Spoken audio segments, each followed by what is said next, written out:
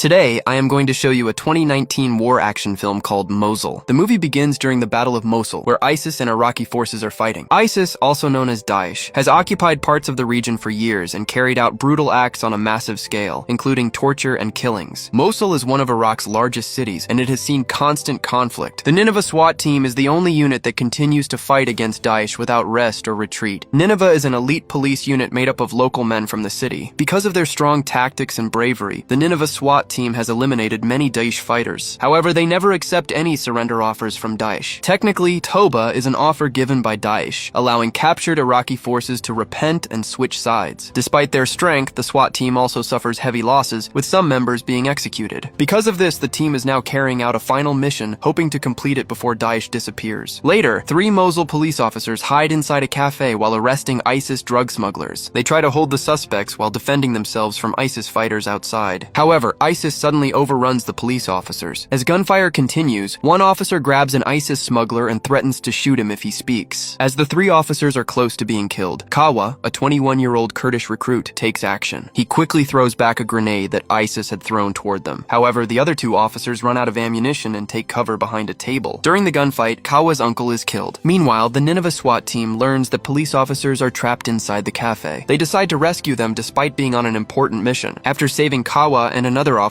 named Jamil, the SWAT team executes the captured smugglers. Major Jassim then enters and asks Kawa what they were doing in that area of the city. Kawa explains that they were arresting drug smugglers inside the cafe. He also mentions that Daesh fighters are beginning to retreat again. Jamil interrupts and says that Daesh fighters are crossing into their area to trade drugs for weapons and ammunition. Jassim is impressed by Kawa's courage in fighting against Daesh. He offers Kawa a chance to join their unit, saying he has the potential to become part of the SWAT team. He explains that someone who has lost family to ISIS can understand their mission. The Nineveh SWAT team is made up of local men from Mosul who have lost their families. The team is led by their commander, Major Jassim. Kawa refuses to join at first. Jamil assures Kawa that he will retrieve his uncle's body for a proper burial. Because of this, Kawa agrees and follows the SWAT team member to change into a Nineveh SWAT uniform. On the other hand, Jassim warns Jamil not to conduct arrests in that area anymore, as it is too dangerous and pointless. He tells him to return to the other side before he gets killed by ISIS. Jassim then orders Jamil to inform his superiors that Kawa is now with them, ignoring Jamil's claim that they are already dead. Afterward, the SWAT team continues their mission. Jassim orders Walid and Kamal to keep Kawa between them for safety. Walid approaches Kawa and tells him to observe them carefully so he can learn quickly. Kawa eventually asks Walid about their mission objective. However, Walid ignores the question and simply offers him a cigarette. Soon they enter an abandoned building. Suddenly, Jassim tells Kawa to stay outside and provide cover while they go in. While waiting, Kawa and Jassim have a brief conversation as they patrol the area. After successfully securing the building, Jassim orders his men to rest for a while. He plans to secure the 2nd floor before continuing the mission. Jassim also tells Walid to eat something while they wait, as their 3rd Humvee will not return anytime soon. Luckily, the team finds a safe room where they can relax. They all gather inside and watch a soap opera on television. Once again, Kawa tries to ask about their mission, but he is ignored. Meanwhile, Jassim gives Walid some money so he can rest and get something to eat. Shortly after, Kawa and Jassim notice Jamil returning in a vehicle. He is signaling an ISIS car bomber toward their location. Seeing this, Jassim immediately shouts and orders everyone to get down. Moments later, the car bomb explodes. Tragically, one of the SWAT members, known as Tomahawk, is killed in the blast. Furious, Jassim almost attacks Kawa, blaming him for the loss instead of Jamil. In anger, Jassim hands Tomahawk's axe to Kawa. Kawa initially refuses to accept it. However, after looking into Jassim's eyes, he declares that he is not a traitor and accepts the axe. Jassim then orders his men to carry their fallen teammate's body onto the Humvee. They plan to give Tomahawk a proper burial. Afterward, the Nineveh SWAT team prays for Tomahawk's soul.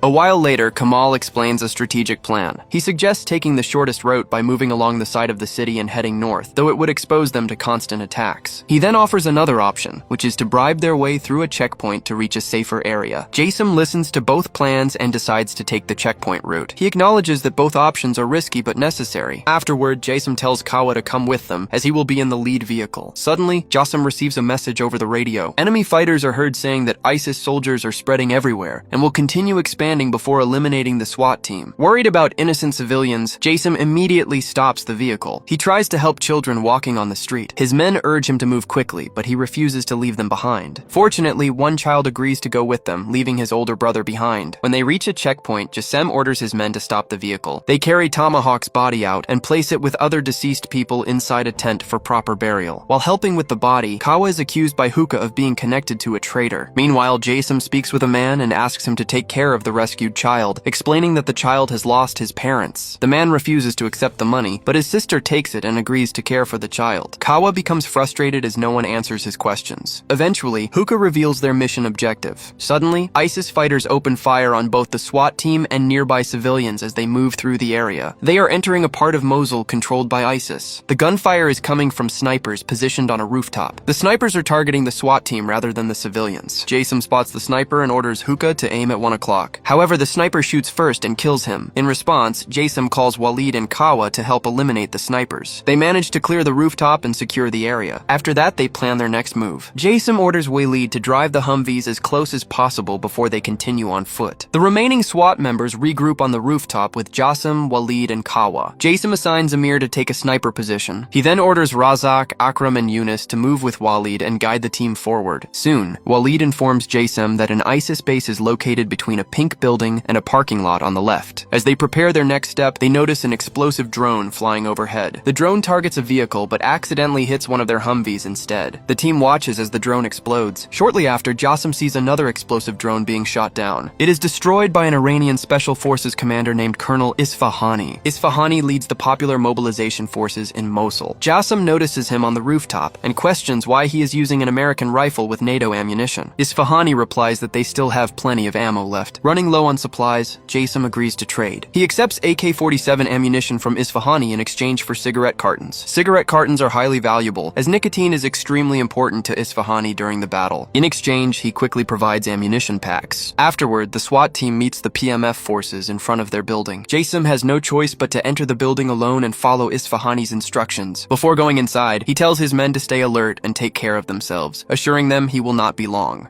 Inside, Jassim meets Isfahani and begins negotiating. He mentions that he usually keeps his distance from their group, despite having interacted with them before. Isfahani then proposes a deal and agrees to Jassim's offer. Jason will inspect their prisoners to identify any familiar faces. In return, he offers 1 carton of cigarettes for each confirmed person. Soon, Jassim calls Kawa down after recognizing one of the prisoners. It turns out to be Kawa's former partner, Jamil. After Kawa confirms his identity, Jason requests Isfahani to hand Jamil over, accusing him of betraying the SWAT team to Daesh. At the same time, Jamil tries to explain himself to Kawa. He says that ISIS captured him and threatened to kill his grandson if he refused to reveal the SWAT team's location. Because of this situation, tension rises between the SWAT team and the PMF forces. Jassim and Isfahani argue over what should be done with Jamil. However, Isfahani refuses to hand him over. Meanwhile, Kawa silently struggles with the truth about Jamil's actions. Overwhelmed, Kawa suddenly takes the axe and strikes Jamil, killing him. This shocking act immediately diffuses the tension between the two groups. Both sides are left stunned by what Kawa has done. Afterward, Isfahani agrees to Jassim's deal of 1 carton of cigarettes per prisoner. The SWAT team then collects the ammunition. Suddenly, Walid trades Hookah's weapon for an RPG with a single rocket. Confused, Jason asks why he made the exchange. Walid explains that bullets alone are not enough to destroy the ISIS base they saw earlier. He believes the rocket will be crucial for their mission. With no better option, Jason allows him to keep it. They then leave Isfahani's building and return to their vehicles. While driving, Jassim explains to Kawa that the SWAT team can no longer rely on support. They cannot request ammunition, call artillery strikes, or even rest safely in secure areas. This is because they have gone against their superiors' orders. Jassim finally begins to answer Kawa's repeated questions about their mission. However, Kawa interrupts him and says he is no longer interested in knowing. He explains that he will only care about something if he is given responsibility for it. Afterward, the SWAT team continues their mission. Soon, they are forced to stop after reaching a roadblock. With no other option, the SWAT team prepares to move forward. They are forced to fight outside their Humvees. During the chaos, Yunus is suddenly killed by friendly fire. Shocked, Walid slowly walks toward him. At the same time, he hears Kawa shouting for help. Kawa is injured by a grenade thrown from their own side inside the Humvee. Unfortunately, the blast leaves Kawa's face badly damaged, forcing him to wear a balaclava. Amir apologizes, admitting that he was the one who threw the grenade to stop the enemy. After treating Kawa, Jason orders the team to continue on foot and enter a nearby building. Inside, Razak is suddenly killed during close combat. Shannon is also stabbed grabbed by an enemy during the ambush. The attack catches them off guard, and they struggle to defend themselves. In response, the remaining SWAT members fight back and eliminate all the attackers. With no other option, they decide to move forward and attack the ISIS camp.